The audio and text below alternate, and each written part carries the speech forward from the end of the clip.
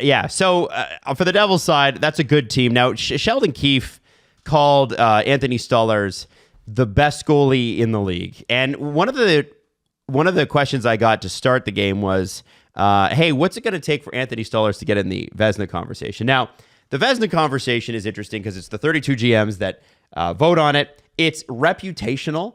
I think if a goalie wins a Vezina, it's because they've had a good 3-year stretch. It's not because they had one good year. Whereas like Jack Adams, it's like, wow, your team really surprised everybody. You get it. Next year you're fired, right? Like it's that sort of thing. I think Vezina is like it's a tracking over 2 to 3 years. It's a reputation based award. A lot of these GMs are not watching a ton of out of market hockey. They're just not. No. And so it's weird that they're voting on it, but they are. So you have to have such an otherworldly single season to not be in the Vezina conversation the year before. Yes. And then jump into it. Something like Tim Thomas. Or Jim the Net Detective Carey. Jim the Net Detective Carey. And I think when you look at Stolarz, you got to have headline grabbing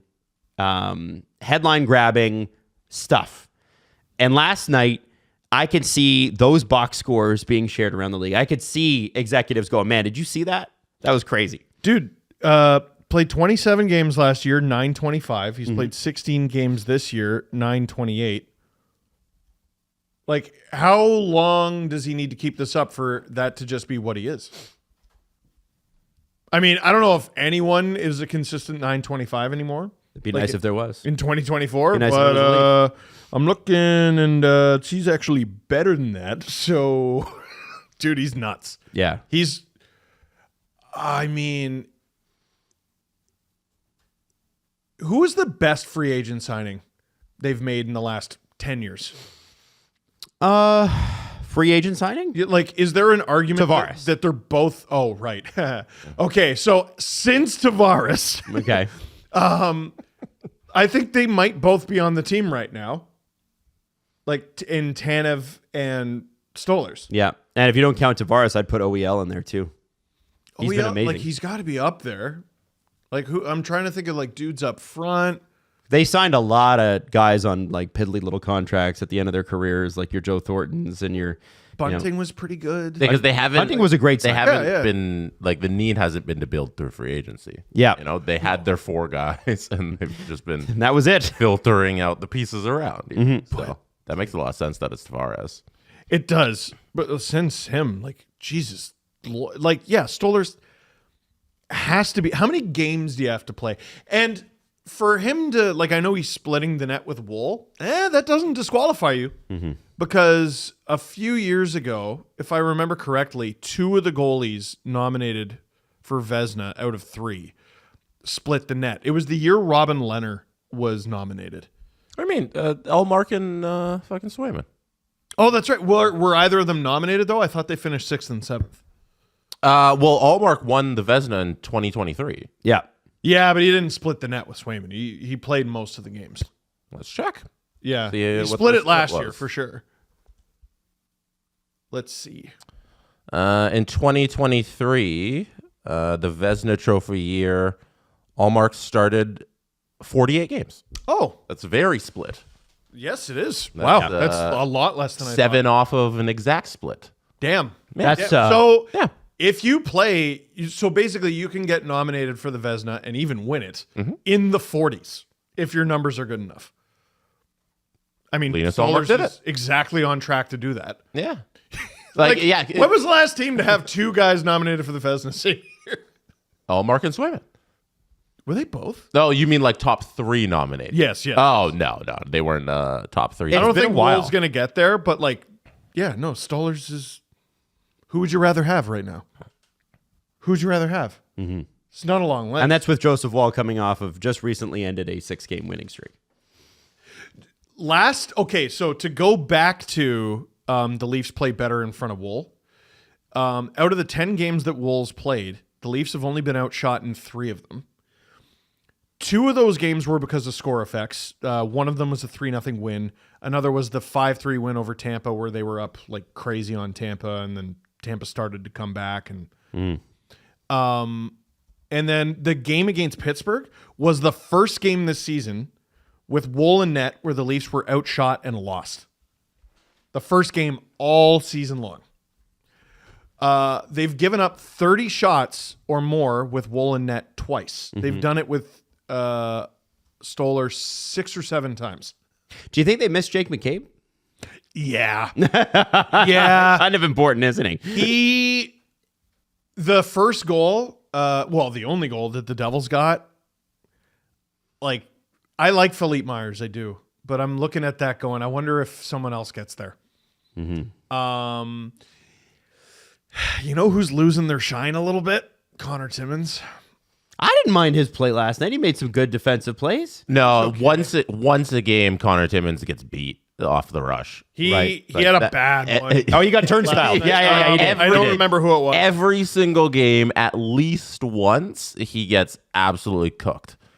Yeah, And McCabe, it's like they have so many defensemen that like it's unnecessary to have somebody in the lineup who that happens to. get McCabe in there, and then it'd be nice to get Hakanpää in there as well. I mean, it changes completely, but McCabe and Tanev were, by the metrics, like a top 3 shutdown pair in the league.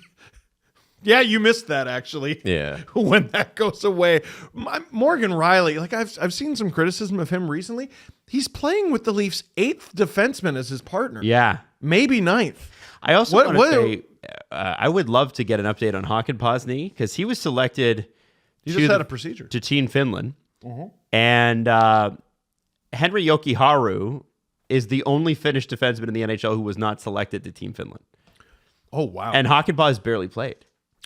I don't want to do this because like getting to represent your country is a very special thing, but I can't help but look at him and go, hey, what if you didn't? Yeah. Take the time off. What if Yeah. you didn't? Yeah, that would be Hey, great. you know how you didn't start the season and then you played a few games and then you got injured and had a procedure and now you're still out and you're going to play extra? Are you sure? Don't think you are. Please don't, Yanni. I don't love that.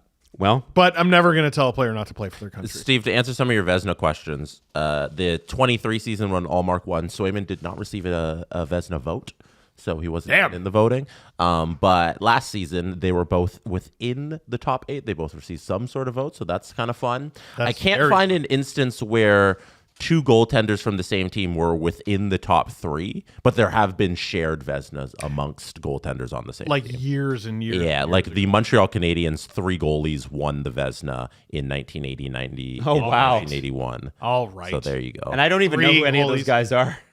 Yeah. Buffalo Sabres, they kind of split. So it used to be kind of more like a tandem award, as you can see on the NHL site back in the late 70s, early 80s.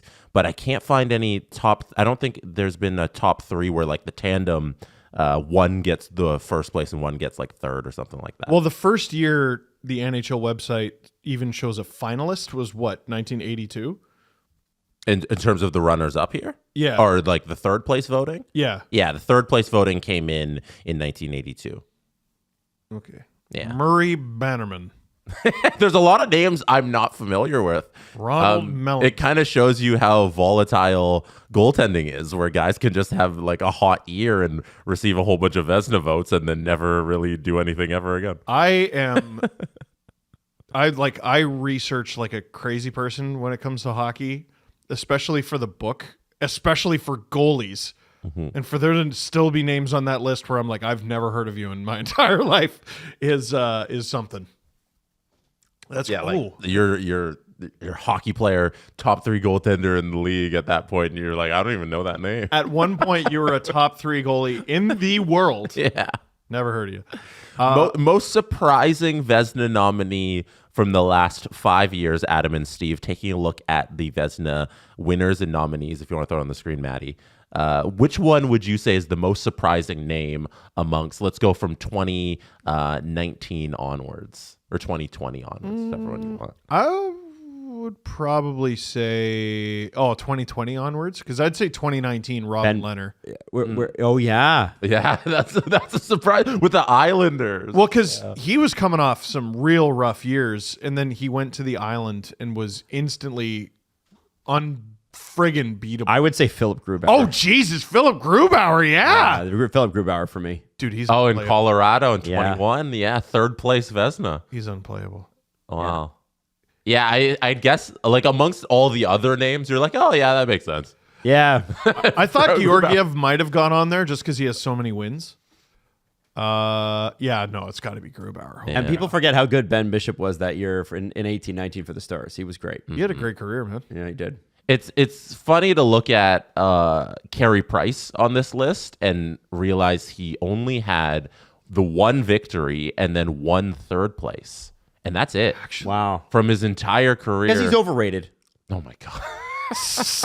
No, this is Do you actually believe that? No, of course okay, not. okay. I'm just giving. I don't know. I thought you might have had a take about No, Carey I don't Price. have a take about You've Carey been holding back. this. No, is, I love getting under Habs fans again. Okay. Carey Price Overrated. He's one of those. I'm skipping over that so you don't get killed. Yeah. Carey Price is Bad. Is one of those. Adam, we're all gonna die. Yeah. I don't support this. No, that is Adam. Can you please put the camera on Adam while he's Yeah. there you go. Thank you. So keeping the camera on Adam, Carey Price Doesn't like is- Quebec. Oh my God! Lives in BC now. Well, I guess you have your he's answer. why you can't just go by award. Yes. Yeah, Yes. yeah. Yes. But like for me, I love when because awards should show you the history of the league. Like that's why Yeah. like something like Taylor Hall's Hart Trophy win, I'll never get over that. That should have been Nathan McKinnon's. And when you look at the awards, it should give you like a snapshot of that time. And when I look at the Vezina Trophy voting, I know how good Carey Price was. And Yeah. to see his name up there once for a win and then one time for a third place vote, and then that's it. It kind of shocks me. This is one of the most egregious ones. Scroll down to 19. I think it was 96 when 1996, when yeah. Jim Carey won. So click on him and click on his stats.